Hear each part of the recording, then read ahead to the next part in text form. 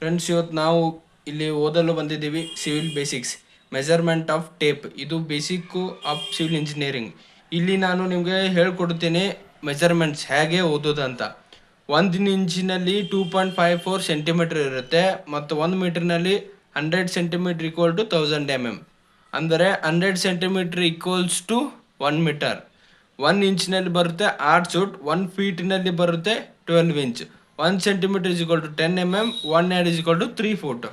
100 centimetre ಇರಲಿ 1000 mm ಅಂತ ಕರಿಬೋದು, ಇಲ್ಲಾಂದ್ರೆ 1 ಮೀಟರ್ ಅಂತಲೂ ಕರಿಬೋದು. ಈಗ ನಾವು ನೋಡೋಣ.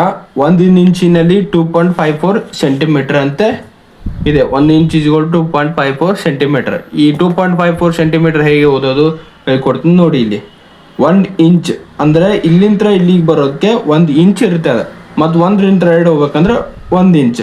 ಇದು 1 ಇಂಚ್ ಅಂತ ಕರ್ಕೊಂತೀವಿ. ಮೇಲೆ ಇರೋದೆಲ್ಲ ಇಂಚಿಸ್ನಲ್ಲಿ, ಕೆಳಗೆ ಇರೋದೆಲ್ಲ ಸೆಂಟಿಮೀಟರ್ನಲ್ಲಿ.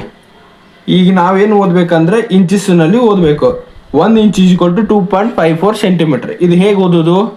1 ಇಂಚ್ ಇದು ಇಲ್ಲಿಂದ ಇಲ್ಲಿಗೆ 2.54 ಚೆಕ್ ಎಲ್ಲಿ ಬೈಸೆಕ್ಟ್ ಆಗಿದೆ ನೋಡಬೇಕು. ಇಲ್ಲಿ ನೋಡಿ, ಇಲ್ಲಿ ಸೆಂಟಿಮೀಟರ್ 1 ಸೆಂಟಿಮೀಟರ್ 2 ಸೆಂಟಿಮೀಟರ್ 2.54 ಎಕ್ಸಾಕ್ಟ್ ಇಲ್ಲಿ ಕೋಇನ್ಸೈಡ್ ಆಗಿದೆ ಈ ಲೈನಲ್ಲಿ. ಈ this is called 2.54 centimetre. 1 metre is equal to 2.54 centimetre. ಈಗ ನಾವು 1 ಮೀಟರ್ ಓದಬೇಕಂತಂದ್ರೆ ಹೇಗೆ ಮಾಡ್ತೀರಾ? ಈಗ 1 metre is equal to 100 centimetre 1000 mm. ಹೌದಾ? ಈಗ ನಾವು ನೋಡೋಣ. ಇಲ್ಲಿ 1 ಇಂಚಿನಲ್ಲಿ 8 ಫೂಟ್ ಅಂತ ಕರೀತಾರೆ. ಇದನ್ನ ಬೇಸಿಕ್ಲಿ ಯಾವ ಸಿವಿಲ್ ಇಂಜಿನಿಯರ್ ಸೈಟ್ನಲ್ಲಿ ಹೇಳ್ಕೊಡಲ್ಲ. ಇದು 1 inch is equal to 8 foot ಅಂತಂದ್ರೆ ನಾವೇ ಸ್ವತಃ ಮಾಡಿ ಕಣ್ಣು ಹಿಡಿದು ಓದಬೇಕು. 1 inch is equal to 8 foot ಯಾಕೆ ಕಾರಣಕ್ಕೆ ಅಂತೀವಿ ನೋಡಿ. ಇಲ್ಲಿಂದ ಇಲ್ಲಿಗೆ ಇರುವವರೆಗೂ 1 ಇಂಚ್. ಈ 1 ಇಂಚಿನಲ್ಲಿ 8 ಫೂಟ್ ಅನ್ನುತ್ತಾರೆ. ಇಲ್ಲಿ ನೋಡಿ, ಇಲ್ಲಿ ಚಿಕ್ಕದಾಗಿ ಲೈನ್ ಕಾಣ್ತಿದೆಯಲ್ಲ, 1 2 3 4 5 6 ಈ ರೀತಿ ಮೇಲೆ ಲೈನ್ಸ್ ಇರುತ್ತೆ. ನಾ ಇಲ್ಲಿ ತೋರಿಸ್ತೀನಿ ನೋಡಿ. ಇದು 1 ಇಂಚ್ ಟೇಪು.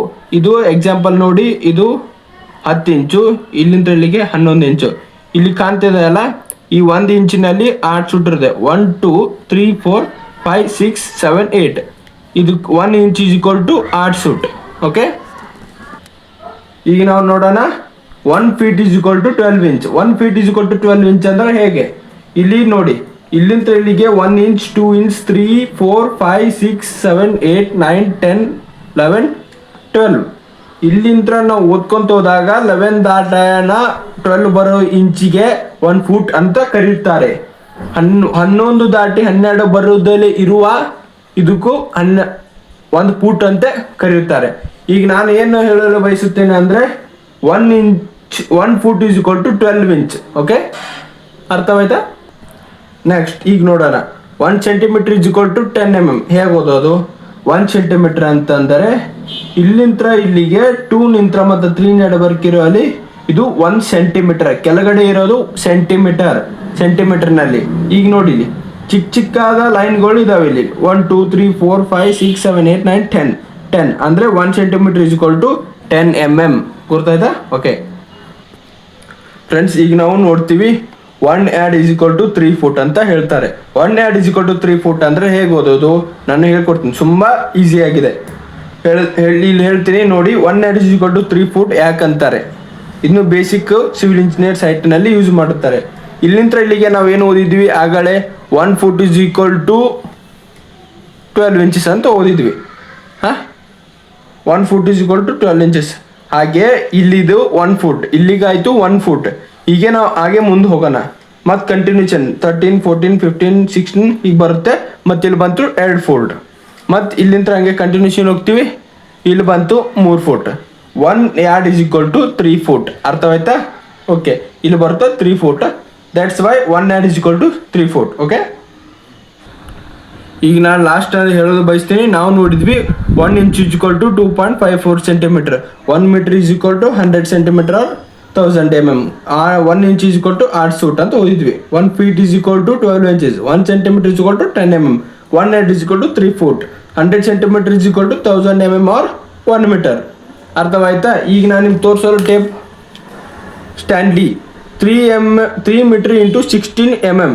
ಅಂದರೆ ಇದು 3 ಮೀಟರ್ ಟೇಪು. 3 ಮೀಟರ್ದಲ್ಲಿ ಲಾಸ್ಟ್ ಎಂಡಿಗೆ ಬರ್ತಿರ್ತಾರೆ ಟೇಪಲ್ಲಿ 16 mm ಅಂತ. ಅದಕ್ಕೋಸ್ಕರ 3 ಮೀಟರ್ ಇಂಟು 16 mm ಈ ಟೇಪು ಇಲ್ಲಿ ನೋಡಿ ಏನು ಬರ್ತದೆ 1 metre is equal to 3.28 feet, 2 metre is equal to 6.561 feet, 3 metre is equal to 9.8425 feet, 4 metre is equal to 13.123 feet. ಇದು ನಮ್ಮ ಮೀಟರ್ಸ್ನಲ್ಲಿ, ಇದು ಫೂಟ್ನಲ್ಲಿ. ಈಗ ನೋಡಿ ಫ್ರೆಂಡ್ಸ್, ಇವತ್ತು ನಾವು ಇಷ್ಟು ಓದಿದ್ರು civil basics measurement of tape ಹೇಗೆ ಓದೋದಂತ. ಈಗ ನಾನು ನಿಮ್ಗೆ ಆಗಲೇ ತೋರಿಸ್ಕೊಟ್ಟಿದ್ದೀನಿ. ಇಷ್ಟೆಲ್ಲ ಸಿವಿಲ್ ಬೇಸಿಕ್ಸ್ ಮ್ಯಾಂಡೇಟರಿ ಇರ್ತದೆ ನಿಮ್ಗೆ ಓದಲು. ಇಷ್ಟೆಲ್ಲ ಬಂದರೆ ಸಾಕು, ಒಂದು ಟೇಪ್ ರೀಡಿಂಗ್ ಬರುತ್ತೆ. ಟೇಪ್ ರೀಡಿಂಗ್ ಆಲ್ರೆಡಿ ಎಲ್ಲ ಕಡೆನೂ ಇಂಪಾರ್ಟೆಂಟ್. ಸೈಟ್ನಲ್ಲಿ ಯಾರು ನಿಮ್ಮ ಇಂಜಿನಿಯರ್ ಹೇಳ್ಕೊಡಲ್ಲ ಹೇಗೆ ಓದೋದ ಟೇಪ್ ಅಂತ, ನೀವೇ ಅರ್ಥ ಮಾಡ್ಕೊಳ್ಬೇಕು. ಇದು ತುಂಬ ಈಸಿ ಇದೆ ಟೇಪು ಓದಲು.